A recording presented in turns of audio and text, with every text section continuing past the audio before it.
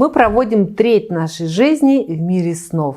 Но что, если этот мир становится кошмаром? Плохой сон – это не просто неприятное состояние, это серьезная проблема, которая оказывает влияние на наше здоровье, ну и, конечно же, на наше эмоциональное состояние. Хотите узнать, почему бессонница становится все более распространенной проблемой и как ее победить, чтобы каждое утро просыпаться бодрым? Тогда ставьте лайк, подписывайтесь, и мы с вами начинаем. Меня зовут Мария Тимошенко, я исследователь души и тела, психолог, эксперт по нейропсихосоматике, и я расскажу вам, почему же вы плохо спите. Раньше считалось, что плохой сон – это удел стариков и молодых матерей. Но сейчас, по оценкам специалистов, 65% современных людей, особенно жителей мегаполисов, страдают депривацией сна. Или, проще говоря, хроническим недосыпом.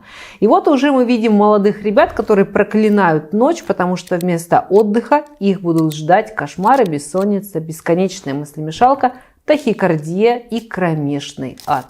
Ситуация еще усугубляется тем, что мы вечно куда-то торопимся, спешим и пренебрегаем сном. И сначала нам это даже сходит с рук, но до поры до времени. Недостаточное количество и качество сна не только снижает нашу работоспособность и энергию, но и оказывает серьезное влияние на наше здоровье. Плохой сон – это первый уверенный шаг к болезни. Досмотрев ролик до конца, вы узнаете, почему плохой сон является именно проблемой, а не стечением обстоятельств, таких как немного переработал, переутомился, не мог уснуть из-за навалившихся проблем. Важно! Нарушения сна могут быть следствием уже имеющихся проблем со здоровьем, например, депрессия. Когда я работаю со своими психосоматическими клиентами, то одним из наших первых достижений и побед является как раз налаживание сна, потому что только в этом случае запускаются процессы самовосстановления в организме. Какие эмоции, мысли и жизненные ситуации влияют на наш сон? Давайте разбираться.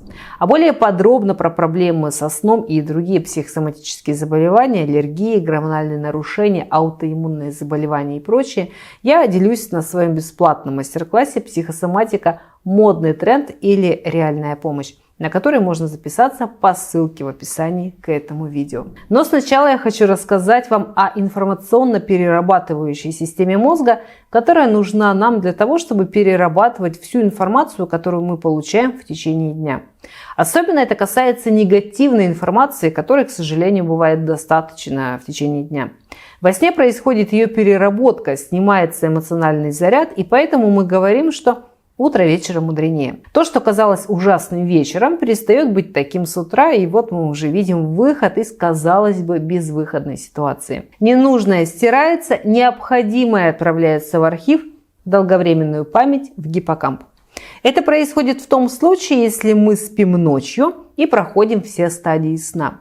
Но если мы спим урывками, тревожно или используем снотворное или бокал винишка, чтобы лучше спать, то мы не можем надеяться на эту мощную систему.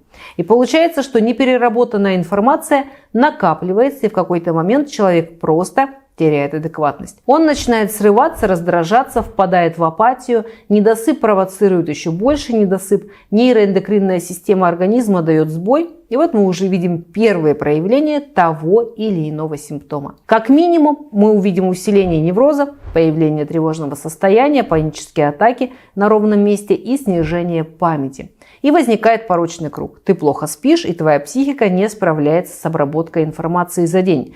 Возникает перегруз, и это вызывает сильнейшее напряжение в теле, которое снова нарушает сон. Многие из вас знают это состояние, особенно осенью, когда ты проснулся и уже устал. Тебя все бесит, ты срываешься на детей, и пока доехал до работы, проклял всех. Это происходит потому, что по утрам уровень кортизола, который является гормоном бодрствования, максимальный. Он начинает вырабатываться на рассвете и готовит организм к пробуждению, повышает температуру, давление, уровень белка в крови. И все было бы прекрасно, если бы с нашим мелатонином, который вырабатывается, когда темнеет и готовит организм человека ко сну, успокаивает, снижает температуру, все было бы в порядке. Но нет. То есть одни из самых распространенных причин проблем со сном – это недостаток мелатонина, перегруз психики в течение дня и игнорирование отдыха разумеется, зависание в соцсетях перед сном и перманентная внутренняя тревога. Поживите в таком режиме несколько месяцев, и вам обеспечена встреча либо с неврологом, либо с психиатром, ну и с другими врачами, вероятно, тоже. Если вы считаете себя железным человеком, то я вас разочарую. Это не так. Ну а почему же вы так часто зависаете в соцсетях вместо сна? Потому что пытаетесь таким образом справиться с тревогой и убежать от тягостных переживаний о прошлом или о будущем. Давайте-ка как на духу. О чем так переживаете? От чего так сильно пытаетесь убежать и не хотите замечать? Пишите в комментариях. Сейчас давайте рассмотрим самые распространенные примеры нарушения сна. Первое. Вы часто просыпаетесь ночью, ваш сон рваный и поверхностный. Даже не сразу понятно, вы спали или нет. Вы чувствуете себя разбитым и раздраженным. Это говорит о том, что ваша вегетативная нервная система находится в состоянии возбуждения, и ваше бессознательное ищет выход из сложных обстоятельств, обязательств, отношений, в которых вы находитесь. Поэтому важно проанализировать, что есть такого в вашей жизни, что вызывает такое напряжение и решение чего вы так долго оттягиваете, откладываете. Увольнение с работы, развод, тяжелый разговор с близким, выяснение отношений с кем-то или что-то еще. Либо вы не можете что-то принять и простить себя за какое-то неверное решение, какой-то поступок, за который вам стыдно, и стыдно признаться себе в этом. Наберите себе горячую ванну с английской солью перед сном в районе 9-10 вечера и поразмышляйте об этом. И ложитесь спать. Во сне вы увидите решение ваших переживаний. Проверено. Второе нарушение сна. Вы не можете проснуться. Вам кажется, что вы могли бы спать вечность и чувствуете себя сонной мухой в течение дня. Кстати, это может быть признаком депрессии, это не так уж безобидно. Вам может казаться, что вы очень устаете, хотя сделали всего лишь пару дел. Это может быть как признаком накопленной усталости, так и апатии из-за полного отсутствия жизненных сил. Почему?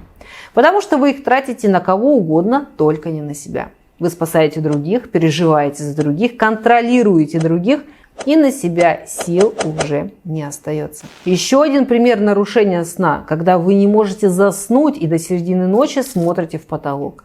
Вас это дико злит, вы пробуете разные добавки, но ничего особо не помогает. Это напоминает короткое замыкание, когда информационный перегруз просто отключает естественные биоритмы, вынуждая вас находиться в вечно включенном состоянии. Опасность в том, что рано или поздно вас ждет либо нервный срыв, либо сбой иммунитета, либо все сразу. Есть отличный лайфхак. Если не можете уснуть и вас одолевают безумные мысли обо всем, вставайте, берите ручку и выписывайте все, что приходит вам в голову.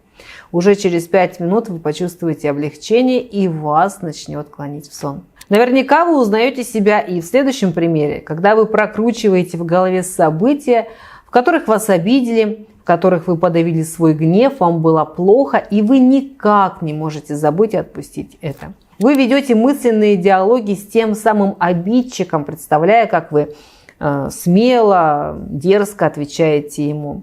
Вы представляете, как он, поджав хвост, бежит с позором, а вы выходите победителем. Но наш мозг так устроен, что ему абсолютно наплевать, это происходит в реальности или только в нашем воображении.